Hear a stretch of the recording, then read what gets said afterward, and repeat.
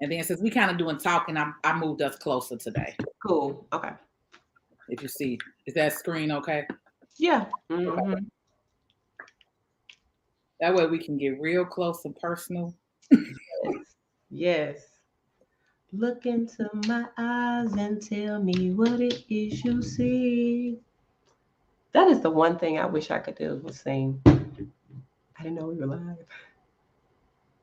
What? Oh, it's okay. You know, we need a little intro music while we kind Yes. I of. love I went hiking today and I went running too. So I'm still like pumped up from that. Cause I was all in my Wiz Khalifa, little baby. Mixed with everybody today. I got a piece of everybody today. Cause I was like, it was late and I really, really wanted to get 5 miles in. And to do that fast, you gotta run, cause like where I Yeah. go, it's walking and you just nature. So I was like, yeah, let me get this in real quick. Yeah, but happy Friday. It's Friday, girl. We made We it. made it, right. Look, Yes, you talking about we made it. We got work to do all weekend, man. yes, we do. Yes, we do. Let's get into that. Why we got work to do? What's going on? These taxes. The end of the year, right? We are finally closing down, coming out to the whole end of. We're coming down to it. It's not the end yet, right? Right. Uh, but we're coming down to the end of the tax season for 2022. And if you guys may or may not know, we'll go over this as well, though, with the whole breakdown of the deadline, right? So technically, yes, October 17th, which is Monday, is the upcoming tax deadline. But again, we're going to kind of break that down and explain that. I'm gonna open it back up, Shayla. Is that okay? Yeah. We see you good. You good. You want me to see the Cool. okay. Yeah. Put my glasses on, girl, so I can see because I was like, woo. See, I'm in tune over here. Didn't even know. Some was like, yeah, Yeah. push this back. Yeah. Cool, cool, cool. Got you. Thank you, G. so, so we'll kind of go over that, and then we also kind of wanted to kind of explain to you guys to how taxes really work, right? Give you some things, give you a couple of tips and some details so you can know and understand moving forward. So that way, whether whoever you're working with, when you're working with a tax professional, there are some things that you'll understand. So Shayla, you want to go ahead and let's go ahead and get right into it today. Yeah, so real quick, just when you were talking about that deadline, I'm gonna be honest with you. Sometimes I'll get like clients, they'll come in that following season, and I may ask them, like, why didn't you file your taxes? And they was like, well, I saw that I thought you had to file by October. So I really just didn't, I didn't think I had to do it. And I was going to file them together with this year's. So a lot of people are really confused about, that deadline, just thinking you have to file it and then you have to wait until the actual next year to file. You can file your taxes throughout this year, in November, in December. I know, Patrice, for you still have clients still flowing in, still coming in month after month. So that's just one thing that I want to clear up, because you see it a lot in the news when they put out these big, deadlines to do this and deadlines to do that. It's not an end all be all. So we were just talking a moment ago about taxes. So you ready for me to get I'm get ready into it? Because I was snapping earlier. to work, and I want you to continue. Yeah. So But in a good way. We need to yeah, educate people. in Yeah. all things. So I'm always coming from a place of love, first of all, first and foremost. But we're just gonna merge this conversation over into the lab today for Finance Friday, because a lot of clients, I was just talking to Patrice about how a lot of people feel like, if you get a letter in the mail, a notice from the IRS, first of all, if you open the letter, like, we won't talk about that too, but if you open the letter and you get this letter and you see this notice, without you even reading the letter, you immediately freak out. And what do? You call your tax preparer, your tax professional. You call Patrice, you call Michelle. I got this letter in the mail. What's going on? It say I owe X amount of dollars and I've been coming to you for such and such years and I've never had a problem and an issue. What's the issue now? They say if I don't respond by then, da da da da da da da da da da da. And they expect you to drop what you're doing and fix the issue. So what I said to that, and this is just how I feel, is that that is the sense where the undervalue of of that relationship between you as the tax professional and the tax client. And I think it's particularly black and brown people that look like us. We need to fix that. I know for one, I need to fix that because I'm gonna just tell on myself and let you know that there are times where I'm driving the car doing stuff and I pick up the phone and I will literally sit there and talk to that client for 5 to 15 minutes. And when I'm off the call, I feel some type of way, Patrice, because I'm like, damn, I just really done lost money by talking to this person about something totally different outside of taxes. So my point of where I'm getting at is when you come to file your taxes and you pay your tax professional to file those taxes, that's just what you did. When you getting letters in the mail, when you got other questions that you just have, just that one little quick question that you need to have, and you getting beyond that 1 to 2 minute mark on the phone call, you now getting into consulting, you now getting into other type of additional services and stuff like that. And you should not have a problem when your tax professional stops you in that moment and lets you know, hey, I'm glad that you asked that question. I'm glad, or you got this issue or whatever. I'm gonna handle it. I'm gonna fix it. However, this is what we need to do, which I'm gonna send you my booking link, my scheduling link. Hello, tax professionals. Hello, new tax professionals. Hello, tax professionals who are burnt out and going through that, especially if you own your own, you know, cut it. You have control of that conversation. That's something that I had to learn. That's like the best advice to somebody who's been doing taxes for over 12 years is that you have the power to control these situations with your clients. Don't be a Michelle back in the day where I used to let my clients tell me what to do. I'm holding their hand like they my child and they telling me what to do like a spoiled, just spoiled client. And we got this nickname for y'all PIAs.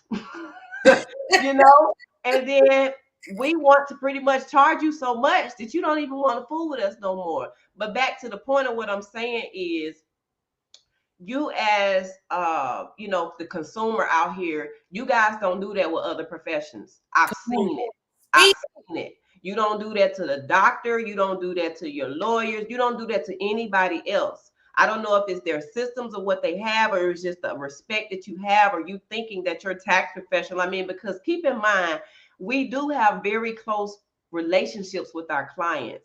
It is almost like a family with these clients. And so I think me, Patrice, and from my own experience, they just really feel like, who can I call? Because they trust us. Right. That's what it is. They trust us. You have to set that level of expectation. You trust your doctor too. You trust your gynecologist too, right? Exactly. Every time you want your gynecologist to come look at you, right? You got to pay. You got to pay a copay. You're gonna get billed. Your insurance gonna get billed. You get what I'm saying? Like you said. Yeah. So it still has to be a level of respect and a level of expectation set to clients to understand that, like you said, you paid for tax preparation. That's it. That's it. You didn't pay to ask 21 questions. You didn't pay for a consultation. Any other call or letter that you receive, that is an additional fee, right? It's a business. At the end of the day, it's a business. And we got to treat it like that. Yep. Excuse me. Yes, ma'am. It's a business. So, that's just something that I know for me, because it happens more often than not. And it happens to a lot of tax professionals, ones who are organized, ones who are not organized, because some people may be saying, well, that's what you have assistants for and you have other people to do it. But somebody like me, a lot of times, the reality of it is we may call a client back from our own cell phone or our business cell phone or whatever, and that client get that number and they know that they can get you on that number. They're going to call you. You have that rapport and that relationship with them. Sometimes they just don't want to. I don't know why I'm glitching like that. No, we hear you clearly. Good. Okay, so I get that, but I'm really talking to really like that professional who may be stressed out like that. You know what I'm saying? Who's going through those types of issues where you really want that client, but you're really letting your client dictate the relationship that you have with your client. And that's really not fair to you. That's not fair to all the time, all the money you done put into your continuing education, all the nights you stayed up studying, all the nights you stayed up trying to get your marketing together, everything you wanted to do. You can't do that to yourself. So I mean, yes, you have like technology and stuff like that to handle a lot of stuff, but even technology, what I feel to me, Patrice, is sometimes it even can get overwhelming if you don't have a system for that stuff. But with clients and people like that, you really have to understand how taxes work. That's why I'm really giving it to you like that today, because at the end of the day, you're absolutely right. You don't do your doctor like that. You don't do any other person or any other, in my opinion, profession like that except for our profession. Yes. And I'm wondering why. Yeah. And then too, also people have to be educated, because if you start off with somebody, so I have clients who started off with me when I first opened my office officially, right? I think I opened my first well, I had access to an office, but it wasn't my office. But my first official office was in 2013, in 2013. Mm-hmm. So I have some clients who've been with me since I opened my first office, or even before, right? Let's say 10, 14 years when I first started out. Now, in the beginning, when I first started out, a lot of people had access to my phone number, right? We talked about Yep. that. Yep. A lot of people had access to my phone number. So I had to start explaining to clients or sending emails or having my assistant start responding to those messages. And I had to start letting clients know, hey, I'm growing, right? I appreciate your business, but every single time this phone rings, you will not get Patrice L. Stewart, okay? You're Right. start communicating and talking to my assistant, because, and I lost a couple of people in the beginning because they was like, Oh oh, yeah. you big time now. Now you think you this, you think you that. Like, okay, baby, bye, right? Yeah. But at the same time, if somebody gets upset because you're growing and you're putting systems in place, I don't want you anyway as a client Yeah. anymore.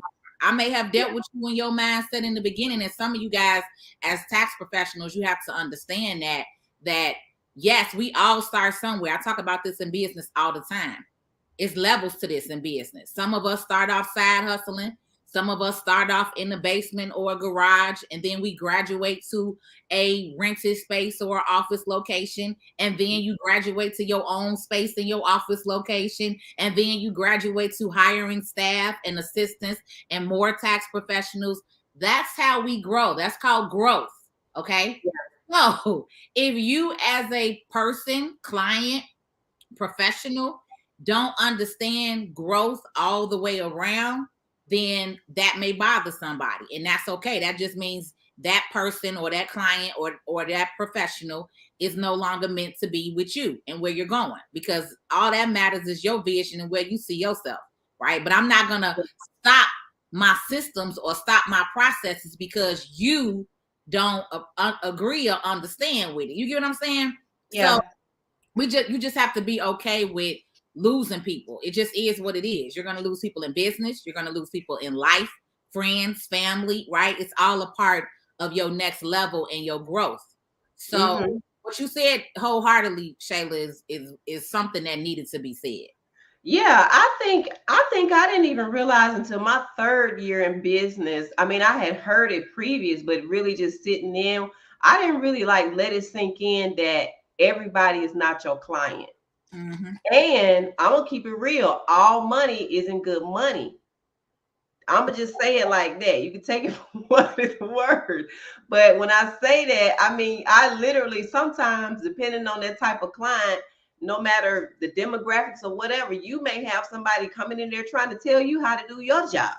And Mm-hmm. that may and because you really feel like I need this client because I need this money, now you want to take on this headache and stuff. And then when that headache gets to a point where it's like too much of a headache, now you're going to be faced with, okay, do I have to fire this client? Because a lot of people don't realize you can fire your clients You can fire your clients. Yes, ma'am. You can fire your clients, and that's going to help in time with businesses, like you say, with growth. I think that's the key thing, is that growth. But you really have to understand that everybody is not your client. And then really, once you get into like niching down to your business, it'll be so much easier for you, because you'll really just specifically be dealing with a specific group of people, and it won't be as much of a headache. But the main part is, what you want to do is you train your clients. You get exactly just how you said. I'm not going to stop my processes and my systems and my flows just because you don't want to do it. Because let me share a true story. I let clients seep off into that, where they would, well, your system is too much. You know what I'm saying? Why you got all these questions? Can I just email it to you? And I'm like, okay, email it to me, especially if it was an elderly client, because I would feel some type of way, like maybe this is too much for them. But you know what? I got strategic with them. I would teach my clients, this is how you do it. A good way to do that for somebody new is you make videos. That's something I'm going to be doing with my clients, is make videos to show them this is the process and this is the steps of how you do that. Or where's your grandchild? They know how to use a phone and computer, so you have to figure out certain ways, but you don't let your clients tell you what to do, is what I'm saying. You have to figure out other ways or other avenues of how it works for you. But if that client is just really unwilling to really like understand your processes and work for you, I really feel like that's a client you really don't need. And that's like a sign that you could see, to keep you from going down there. So don't just think, just because I need this money, that you need to be taking on all and any types of clients. Because eventually, if you don't have structure around it and how you can handle and manage all that, especially if you're just starting off on your own, you're gonna get burnt out real quick, real fast. So I no longer let my clients tell me what to do. And it saves me. And let me just give you an example of that. When I first started taxes, I used to do what's called guerrilla marketing.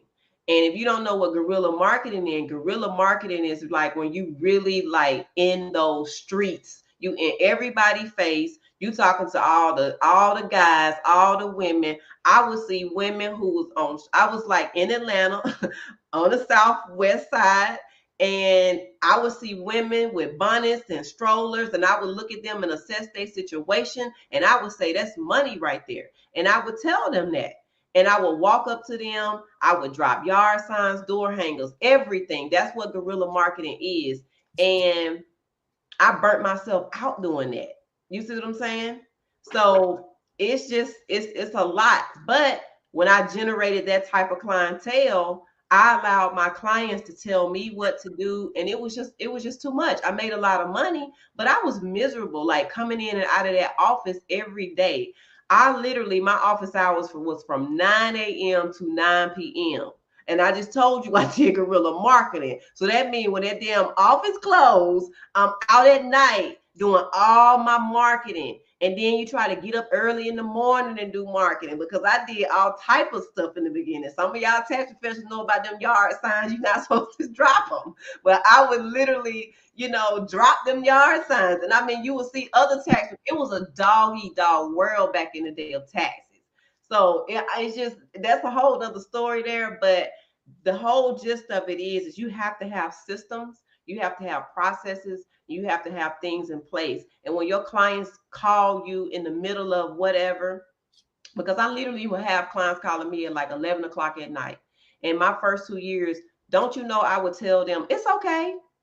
Don't worry about it. I'm up. What you need? What you want? I was doing the same thing. I didn't realize what was happening, what I was doing. Yes.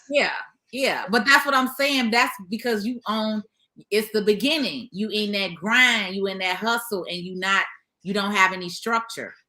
You're not showing any structure, texting somebody at 1 a.m, right? Yeah. So that's what I'm saying. Like, we're not saying that it's something wrong with that, right? But again, when you're growing and when there's levels to it and you're looking to expand your business and grow your business, there are certain things that you have to stop doing. Yeah. And you have to put systems and processes and procedures in place so that way you can grow. because you cannot grow talking to people at 12, 1, 2, 3 o'clock in the morning, right? Or like you said, picking up every phone call and not giving that kind of sternness, like, hey, Mr. Jackson, I really appreciate you giving me a call about this issue. Can we set up a formal consultation? There will be a small fee for this. You know, you are a recurring client, something like that. You get what I'm saying? Yep. Just keep it simple. Yep. But stick to it. Yep. Yeah. Just that and stick to it. And to add to that, I would say everything that you're doing with your processes, as much as you can, keep your system simple. You know, don't try to like reinvent the wheel, because everything that we're doing, when I meet tax professionals across the board, we pretty much all doing the same thing. It's just everybody got their own way of how they doing it. But I would add, just keep it simple, because this year I'm keeping it very, very, very simple, because I suffer from ADD. And when stuff just get all over the place, my mind is just like, because my brain is moving faster than I can actually speak sometimes. So when I got too much going on, I have discovered, no, you need to keep it simple, and you train your clients to stay like that too. And it's just like you say, a simple, hey, Mr. Johnson, I'm so glad that you called. However, you know, this is a consultation. I'm going to send you my link, or here's what we can do, da, da, da, da, da. And really and truly, your clients will eventually, they may give you like flack about it. And the ones, I'm gonna just say it like this, the ones that want to go, let them go, because the people who see you for your worth and your value, they're gonna stay, and they're gonna adapt to your systems. They will, because I have had more clients than not, they actually like that process, and they're like, okay, girl, you fancy now. You know, your clients appreciate that type of stuff. You know, you got your little portal with your questions, because I literally started off where it was like face to face, me and that person, you know, and then just like with most other businesses where you do that, the pandemic came, and I didn't want to just be sitting there with a glass thing like that, you know, when I could be at home, or you know, just at the office or whatever, doing it virtual. So your clients, your clients will adapt to you as long as you have those things in place and you stay on top of your clients. You know what I'm saying? And sometimes you can reward your clients from doing certain things like that. Show the appreciation to your clients. You know, get on the phone with your clients. That's what you have. You know, other people, if you do have your staff, get them to get on the phone and tell them ahead of time. Another thing that I used to do when I did guerrilla marketing is we would just, me and my staff, we would call clients, just call them to set those appointments up way before tax time, maybe like a month or two, and we would just find out how they were doing. You know, the holidays are coming up or whatever, and you want to find out what it is that your clients may need from you before they even come in. And if you're smart enough, you already have your stuff ready, and you could send it to them then. So it can be waiting on them when they get their tax documents. So that's just something key right there for you to, you know, just go ahead on and start, reach out to them now. And that's what I'm going to do next month. So. Yeah. Now, I know we kind of got off completely and kind of went into the whole tax professional style. Yeah. But for those of you guys that are still watching, the other thing that I wanted to share today was also outside. Michelle mentioned it, but I also just kind of want to say, when you guys are getting these different letters from the government or from the IRS, right? One, your tax professional, we're not going to know that you got that letter. All right. So don't assume that your tax professional knows what's going on with your tax situation, because we don't. All right. When you get, what we're doing is filing the taxes for you. We're preparing the taxes. We're putting the paperwork together, and then we are submitting it to the state and the IRS on your behalf. Right. But if something comes up, if a document is needed, or if they're going to do an audit and they want to pull records and they want to get proof from you, they're going to send you letters, right? They're not going to call you. They're not going to text you. They're going to send a letter to your home, the address that you put on your tax return when we filed it, right? Now, when you get these letters, you need to let us know right away, not 6 months later. Not a year later, not a year and a half later after you've received the first letter. And then now when you got the second or third letter saying you're getting ready to have your wage is garnished, or you're getting ready to owe this large balance because you never responded. Okay. And we can't help you if you don't tell us that you need help. All right. So just so you guys can know that, because I think too, this may need to be said, because depending again on who you're dealing with filing your taxes. Maybe some people feel that your tax professional is not going to help you. So that's the difference from a tax professional and somebody who's side hustling and filing taxes, because your tax professional should be able to assist you with any kind of letter that you get. Okay. Even if they can't assist you, they should be able to direct you to someone else, a tax attorney, if you need an enrolled agent, or you get what I'm saying? They should still be able to direct you in the right direction if they cannot personally help you with that particular thing. And then the other thing that I have wanted to say too about that is just because you got a letter also doesn't mean that your tax professional per se did something. Okay. Right. So if you've been working with the tax person for 5 years, and then now you get an audit letter for a tax season or a tax year, that does not mean that your tax professional did something. All right. Right. People get picked and selected all the time for audit. People get picked and selected all the time to prove paperwork or prove what you filed on the tax return, depending on the credit or the deduction. Okay. So I have explained this before in the past that you can go years with your taxes, and then they may actually ask for something later on, 3, 4, 5 years later. Okay. So just Yep. know that and be aware of that. Okay. Yeah, I was gonna see if I could share just like show a CP, because that's really one of the most common ones, the CP 2000 notice, but a full image won't pull up. But that's the most important thing, is that you alert your tax professional when you do receive the letter, because more often than not, you don't really let us know until you receive that second or third or sometimes fourth letter. And that letter, and the reason why they really reaching out is because that letter is a little bit thicker than that first one. Right. Right. And the reason being is because now, yeah. So I just kind of wanted to show you, but it's a CP 2000 notice. A lot of times that is what's called, it's a proposed assessment. And a proposed assessment doesn't necessarily mean that you owe the IRS. That means that that's what they're proposing that you will owe if you don't respond to them.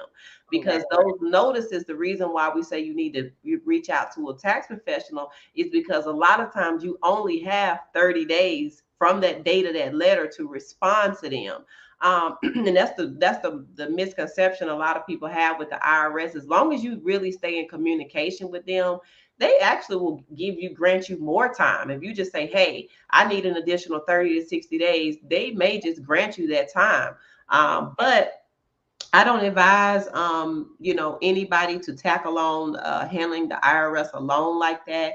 Most tax professionals, they're going to get a power of attorney, or get your tax information to figure out what happened. And at that point, once they become a power of attorney, they should get a copy as well. However, that's just something that I really wouldn't go at it alone. I would definitely, but you don't want to wait. I mean, I've done it before and I missed out on something that was very, very key for me. And now I teach others, not to do that, because when you get that thick letter, a lot of times it could be an intent to levy your property. They want to seize your assets. That's the most important thing, because the IRS, they have their own process. It's just like with credit, you got 30 days late, 60 days late, 90 days. And after a certain amount of time, now, they're just like, okay, we got to close this out. And a lot of times now you're going to be very frustrated and upset because you got to pay your tax professional to fix your issue, plus probably money that you may not have had to pay to the IRS. So it's just really smart to just tackle that just like you would tackle any other thing. You got to treat it. We say it all the time. The IRS is a corporation, a collection agency. So, respond to those letters and stuff like that. And then it could be money that you missed, because a lot of times more often than not, sometimes the IRS, they make mistakes, and they could be actually sending you a letter in the mail saying, hey, we made a mistake and we now owe you money. Might not happen a lot, but Happens too often, but it it happens. happens, right? Yeah. It does happen. Yeah. So I would just open those letters. I've learned my lesson from not opening letters before. So that's just my piece of advice for anybody who's listening. You get them letters from the IRS, open up them damn letters. Okay. Yeah. So that was pretty much it that we wanted to go over with you all today. Like I said, we really just kind of wanted to touch bases on some of those topics. Also to let you know again, tax season, the deadline is October 17th. But you can still file taxes after the 17th. Like Shayla said, my office is open until November 19th. So November 19th, I'm shutting down. I'm not taking anybody, I think, after the 10th, November 10th. So I think we're taking people up to November 10th. And then that last pretty much 2 weeks, I'll be preparing those last set of people tax returns that are after the filing date. So you guys know how to reach us, contact us. I will put Michela's link up here right now. So it's premiertax.as.me. That's the best way to reach her. And then to book an appointment with me, Patrice, mine is the Plstewart.club/tree link. All right. That's pretty much it. You got anything else you want to say today, Michelle, before we get No, off? girl, it's light Friday, honey. I'm ready to, we got work to do. You said it at the very beginning. We got work to do. Yeah. And class tonight. I got class Yes. the last day of the 5-day tax challenge tonight. Yes. Oh my gosh. It has been so amazing. I just want to say that real quick. Y'all, if y'all didn't get in on this 5-day wealth challenge, you guys have missed out a lot. We have talked about so many things. Yeah. Yeah, we out here impacting and changing lives, girl. We shape shifting out here. Come on, right? Yes. Enjoy the rest of your Fridays, guys. Yes, have a good Friday, have a good weekend, and we will see you all tomorrow for Saturday, Small Business Saturday. Shayla and I will be on in the morning. Got my Friday dance. All right, see you guys.